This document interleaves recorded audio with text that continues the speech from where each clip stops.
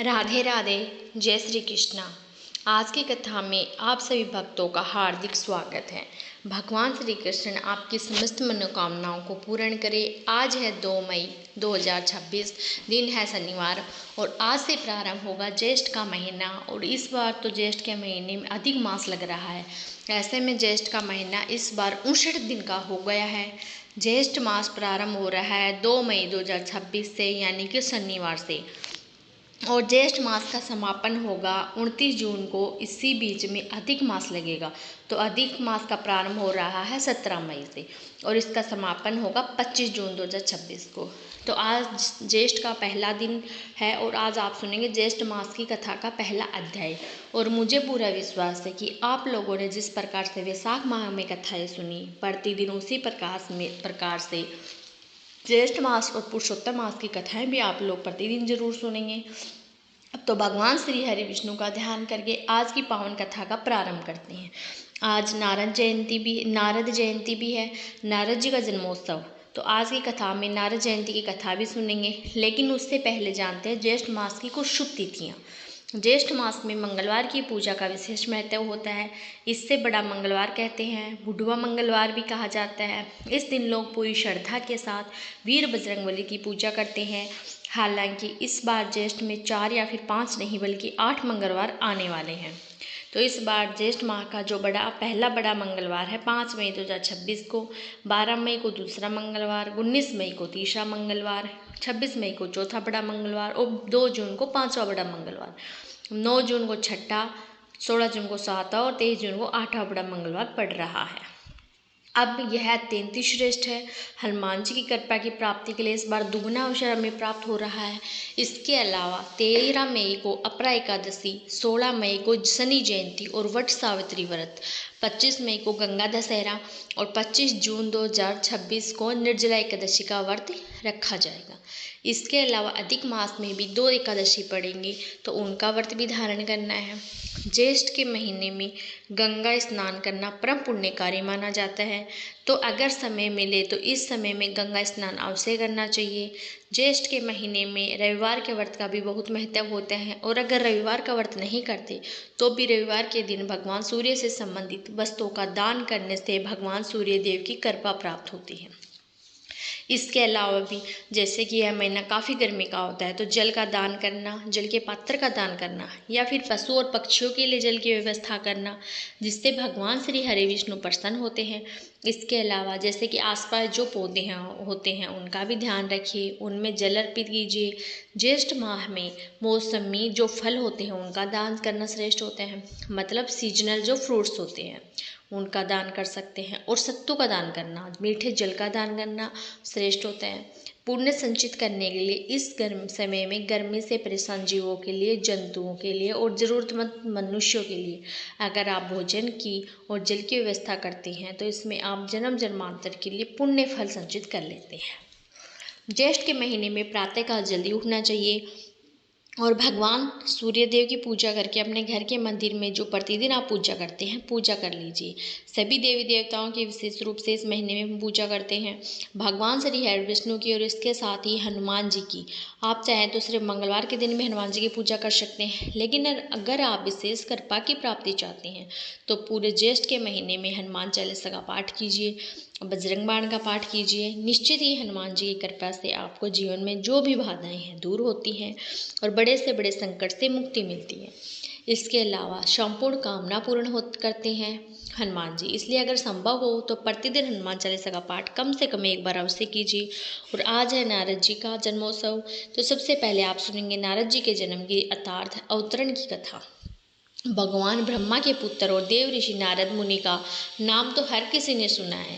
हाथ में वीणा लेकर भगवान नारायण का गुणगान करने वाले नारद मुनि और पौराणिक मान्यताओं में परम भक्त होने के साथ साथ संवाददाता भी हैं, अर्थात भगवान के मैसेंजर जो विभिन्न लोकों में सूचनाओं का आदान प्रदान करते हैं।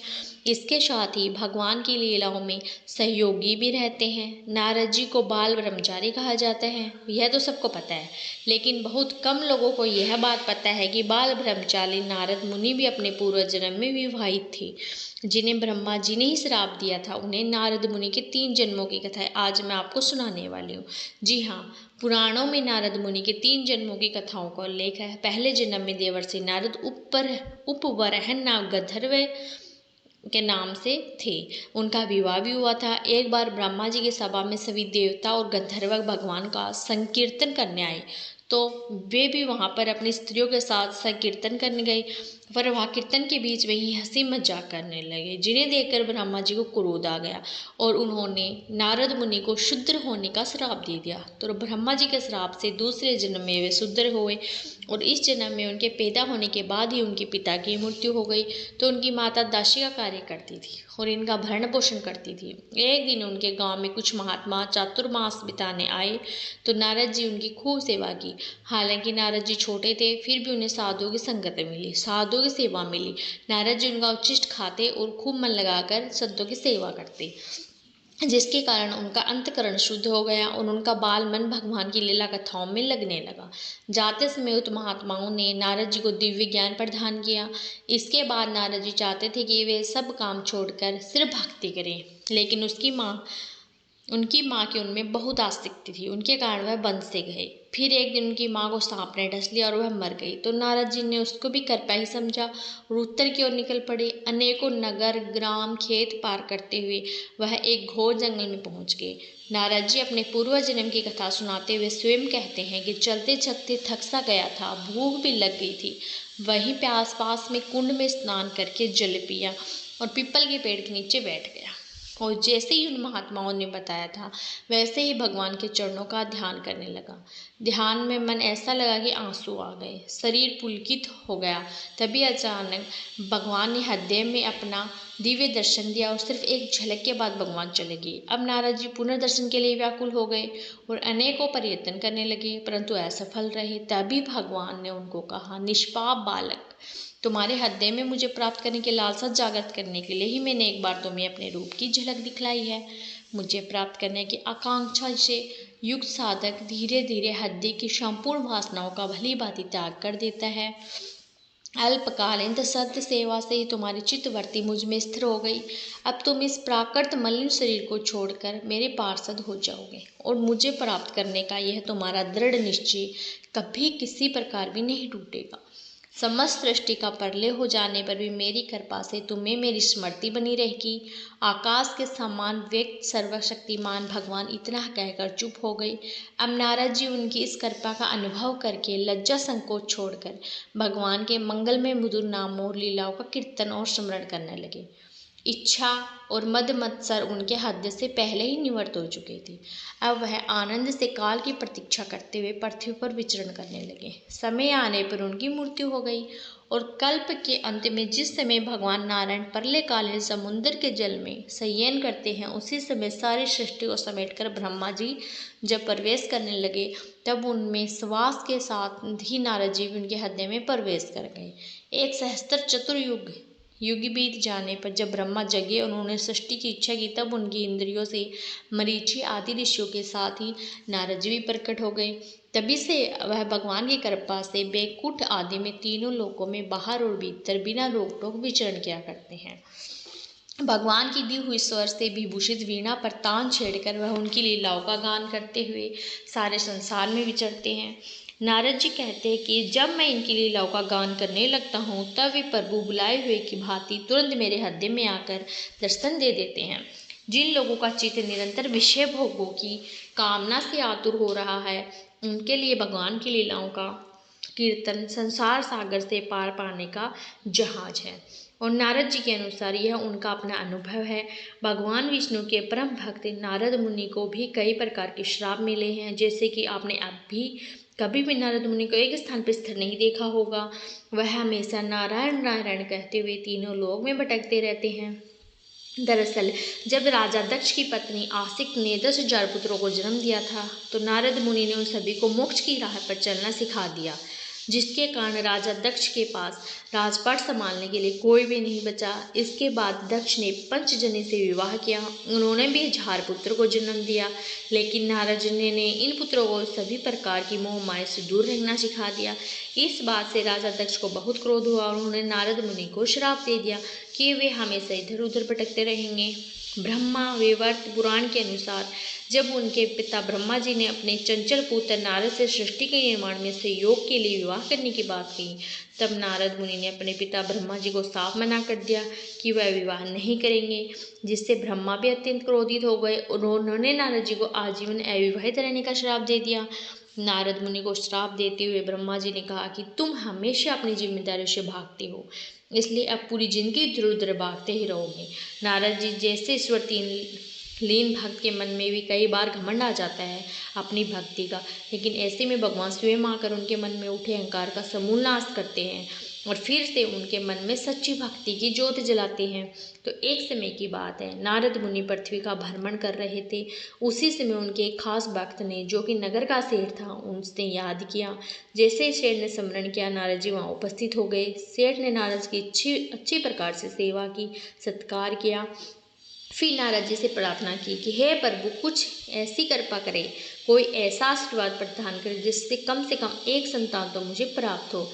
इस प्रकार सेठ और सेठानी ने नारद जी से प्रार्थना की। तब नारद जी ने कहा कि तुम लोग चिंता मत करो, मैं अभी नारायण से ही मिलने जा रहा हूँ, तो उन पर प्रार्थना अवश्य पहुँचा दूंगा और वो कुछ ना कुछ अवश्य करेंगे। नारद जी भगवान विष्णु के धाम पहुँचे।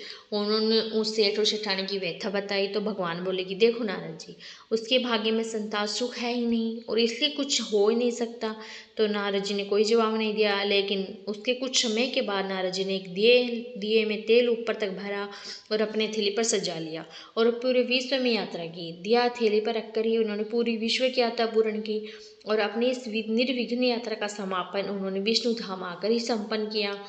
लेकिन इस पूरी प्रक्रिया में नारद जी को बड़ा घमंड हो गया कि उनसे ज़्यादा ध्यानी और विष्णु भगत और कोई नहीं है। अपने इसी घमंड में नारद मुनि पुनः पृथ्वी लोक में आए और सेठ के घर पहुँचे। इस दौरान सेठ के घर में छोटे छोटे 4 बच्चे घूम रहे थे। तो नारद जी ने जानना चाहिए ये संतान किसकी है। उन्होंने पूछा सेठ से, तो सेठ चांद जी बोली कि आपकी ही है। नारद जी की इस बात से खुश नहीं हुए कि उन्होंने क्या कहा, क्या बात है, साफ साफ बताओ। सेठ बोला कि एक साधु था, एक दिन घर के सामने से गुजर रहा था और बोल रहा था कि एक रोटी दे दो, एक बेटा और 4 रोटी तो 4 बेटे। मैंने उन्हें 4 रोटी खिलाई तो कुछ समय के बाद मेरे घर में 4 पुत्र पैदा हुए। अब यह सुनकर नारद जी आग बबूला हो गए और विष्णु भगवान की खबर लेने विष्णु धाम में पहुंच गए। अब जैसे ही भगवान विष्णु ने नारद जी को देखा तो भगवान अत्यंत पीड़ा से कराने लगे। उन्होंने नारद मुनि को बोला मेरे पेट में भयंकर रोग हो गया है। तब नारद जी ने पूछा कि प्रभु इसका उपाय क्या है, किस उपाय से यह ठीक होगा, मुझे जल्दी से बताइए। तब भगवान विष्णु ने कहा कि अगर कोई व्यक्ति मुझे अपने हृदय से लहू निकाल कर देगा तो उसी से मुझे आराम होगा। अब तो नारद मुनि उल्टे पांव लौट गए और पूरी दुनिया में विष्णु भगवान की व्यथा सुनाई, पर कोई भी व्यक्ति तैयार नहीं हुआ। तब नारद जी ने यही बात एक साधु को सुनाई। साधु अत्यंत प्रसन्न हुआ, उसने एक छुरा निकाला और एकदम से अपने सीने से छुरे को भोग दिया और बोला कि मेरे प्रभु की पीड़ा यदि मेरी लहू से ठीक होती है तो मैं तो तुम्हें अपना दिल निकाल कर दे दूँ। अब जैसे ही साधु ने दिन निकालने के लिए चाकू अपने सीने में घोंपना चाहा, तभी भगवान विष्णु वहाँ प्रकट हुए और बोले जो व्यक्ति मेरे लिए अपनी जान दे सकता है वह किसी व्यक्ति को 4 पुत्र भी दे सकता है। साथ ही उन्होंने नारद जी से यह भी कहा कि तुम तो सर्वगुण संपन्न ऋषि हो, तुम चाहते तो उस सेठ को पुत्र दे सकते थे। भगवान विष्णु की बात सुनकर नारद जी को अपने घमंड पर पश्चाताप हुआ और फिर से नारायण का ध्यान करने लगे। देवर्षि नारद जी के मन में एक बार विचार आया कि भगवान के पास तो बहुत सारे महल इत्यादि हैं, तो एक आध हमको भी दे दे तो यही आराम से टिक जाए, नहीं तो इधर उधर घूमते रहना पड़ता है। भगवान के द्वारिका में तो बहुत से महल हैं। तो नारद जी ने भगवान से कहा भगवान आपके पास तो बहुत सारे महल हैं, एक महल हमको भी दे दें तो हम भी आराम से यहीं रहें। आपके यहाँ खाने पीने का इंतजाम भी अच्छा ही है। तो भगवान ने सोचा यह तो मेरा भक्त है, विरक्त सन्यासी है, अगर यही कहीं राशि ठाड़ में रहने लगा तो थोड़े दिन में इसकी सारी विरक्ति और भक्ति निकल जाएगी, और अगर हम इसको सीधा ना कहेंगे तो ये बुरा मान जाएगा, लड़ाई झगड़े करेगा। इतने सारे महल हैं और एक महल हमको नहीं दे रहे। तो भगवान ने चतुराई से काम लिया और भगवान ने नारद जी से कहा कि जाकर देख ले, जिस मकान में जगह खाली मिले वही तेरा नाम कर देंगे। फिर नारद जी वहाँ से चले महल देखने के लिए। भगवान की तो 16,108 रानियाँ थी और प्रत्येक के 111 बच्चे भी थे। यह कथा जैसे कि आप सभी जानते हैं द्वापर युग की है। अब तो नारद जी सब जगह घूम आए, लेकिन कहीं पर भी एक कमरा खाली नहीं मिला, सब भरे हुए थे। आकर भगवान ने कहा कि वहाँ तो कोई जगह खाली नहीं मिली। भगवान ने कहा कि अब बता, तू ही बता मैं क्या करूँ, अगर कोई महल खाली होता तो मैं तेरे को ज़रूर दे देता।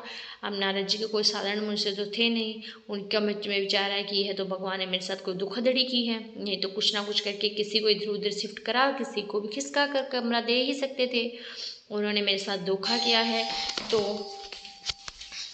इन्होंने मेरे साथ धोखा किया है, अब तो मैं इन्हें मजा चखा कर ही छोड़ूंगा। नारद जी के मन में क्रोध था और बदले की भावना भी थी। नारद जी रुक्मणी जी के पास पहुंच गए। रुक्मणी जी ने देखा नारद जी को आओ भगत की बड़े प्रेम से रखा। उन दिनों भगवान सत्यभामा जी के यहाँ रहा करते थे। रहते हुए एक आध दिन जब बीत गए तो नारद जी ने उनको दान की कथा सुनाई। सुनाने वाले स्वयं नारद जी का दान महत्व सुनाने लगे कि जिस चीज़ का दान करोगे वही चीज़ तुमको मिलती है। और जब नारद जी ने देखा कि यह बात सुकुमारी जी को हजम गई तो उन्होंने पूछा कि आपको सबसे ज़्यादा प्रिय क्या है। रुक्मणी जी ने कहा कि यह भी कोई पूछने की बात है, भगवान हरि से ही मेरा सबसे अधिक प्रेम है। अब नारद जी कहने लगे कि फिर आपको तो यह इच्छा होगी कि अगले जन्म में फिर वही मिले। रुक्मणी जी बोले कि इच्छा तो यही है। नारद जी ने कहा अगर इच्छा है तो फिर दान कर दो, नहीं तो फिर नहीं मिलेंगे। आपकी सोते भी बहुत हैं और उनमें से किसी ने पहले दान कर दिया तो उन्हें मिल जाएंगे, इसलिए दूसरे करे इससे पहले आप ही कर दे। नारद जी की कही हुई बातें रुक्मणी जी को बिल्कुल सत्य लगी। उन्होंने मन में विचार किया कि नारद जी है तो ठीक कह रहे हैं, जो हम दान करते हैं वही हमें प्राप्त होता है, तो भगवान को हर जन्म में पाना चाहती हूँ तो भगवान को दान कर देना चाहिए। अब रुक्मणी जी ने नारद जी से संकल्प करा लिया। अब क्या था, नारद जी का काम बन गया। वहाँ से सीधे सत्यभामा जी के महल में पहुँच गए और भगवान से कहा कि उठाओ कमंडलू और चलो मेरे साथ। भगवान ने कहा चलना है। कहा बात क्या हुई। नारद जी ने कहा बात कुछ नहीं, आपको मैंने अब दान में ले लिया क्योंकि आपने मुझे कोठरी भी नहीं दी, तो मैं आपको भी बाबा बनाकर पेड़ के नीचे ही सुलाऊंगा। सारी बात उन्होंने कह सुनाई। भगवान ने कहा अच्छा है, रुक्मणी ने मुझे दान कर दिया, वह तो ठीक है, वह पटरानी है, लेकिन उससे मिल तो आए। भगवान ने अपने सारे गहने गांठे रेशम के कपड़े सब कुछ खोलकर सत्यभामा जी को दे दिए और बलकल वस्त्र पहनकर भस्मी लगाकर और कमंडलू लेकर रुक्मणी के पास चल दिए। यहाँ भगवान को देखते ही रुक्मणी जी के होश उड़ गए।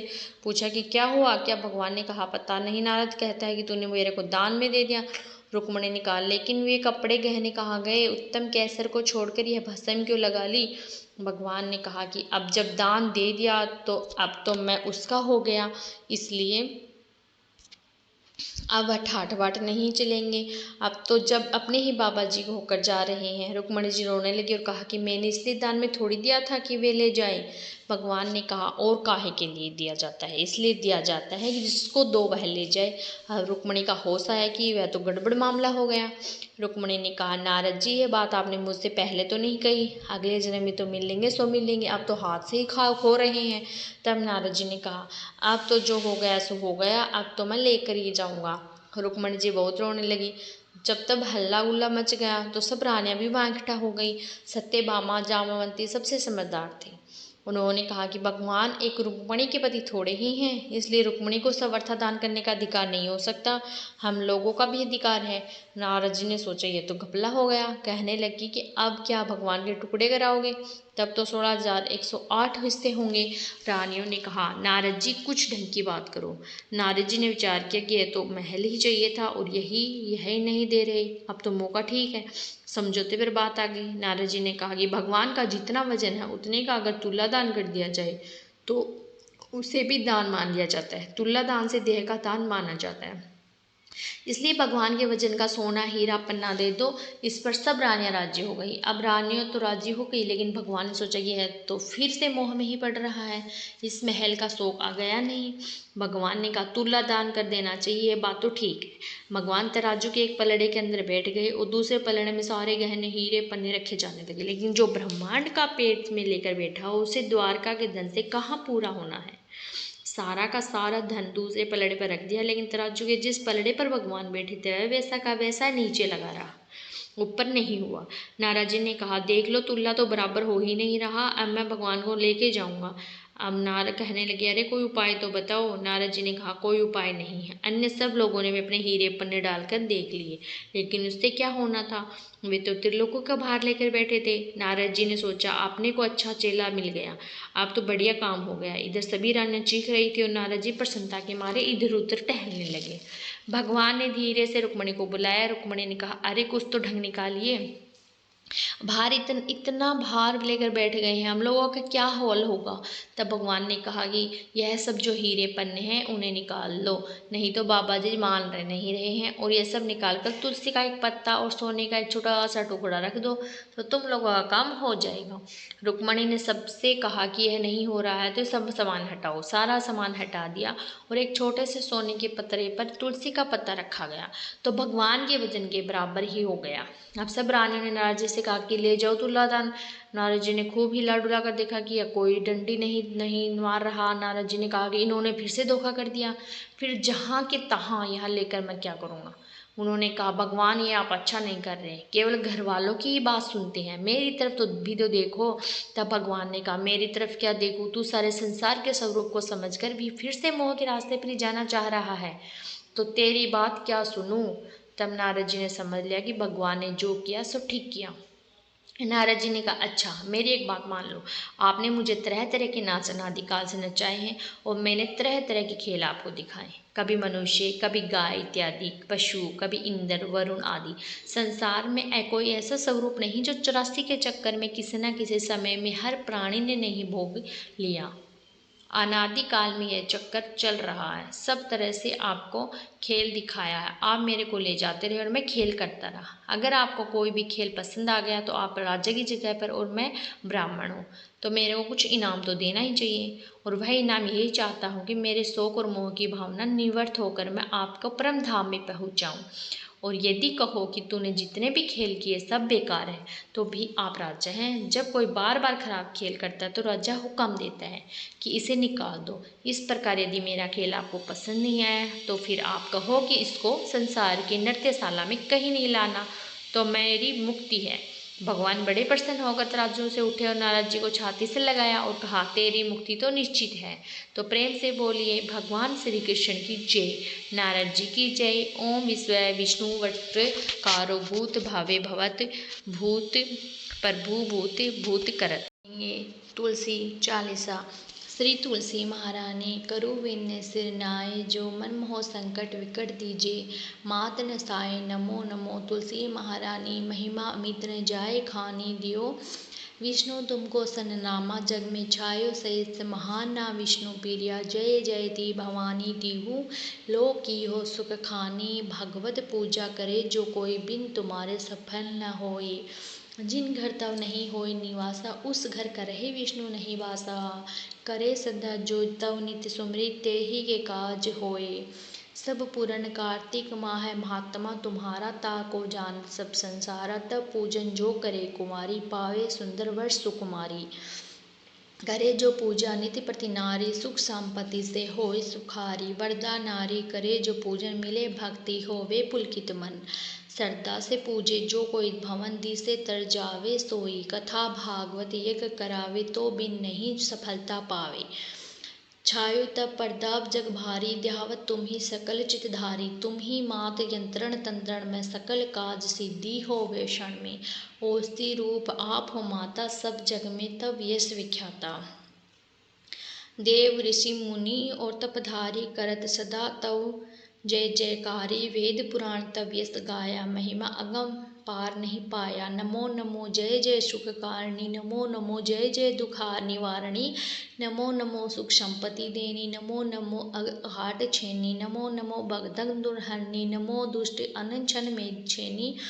नमो नमो भव पाव पार उतारनी, नमो नमो परलोक सुधारनी। नमो नमो निज भक्तन उर्बारणी, नमो नमो जन काज सवारनी। नमो नमो जय कुमति नशावनी, नमो नमो सब सुख उपजा नवनी। जयति जयति जय तुलसी माई, ध्याय तुमको शीस नवाई। निज जन माँ जानी मोहि अपनाओ, बिगड़े कारज आप बनाओ।